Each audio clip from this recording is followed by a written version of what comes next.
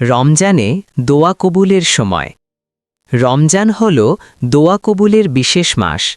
রাসূলুল্লাহ সাল্লাল্লাহু আলাইহি ওয়াসাল্লাম বলেছেন, ৩ ব্যক্তির দোয়া কখনো ফিরিয়ে দেওয়া হয় না: ন্যায়পরায়ণ শাসক, মাজলুম এবং রোজাদার। তিরমিজি।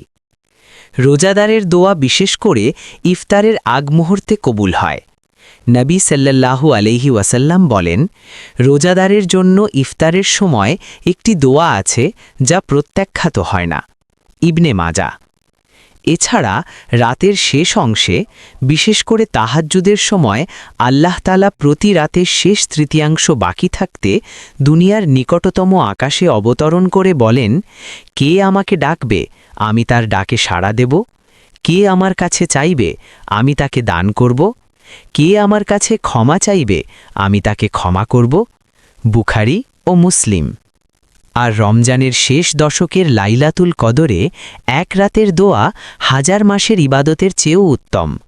তাই রমজানের এই বরকতময় সময়গুলোতে মন খুলে দোয়া করুন, আল্লাহ নিশ্চয়ই কবুল করবেন। আমিন।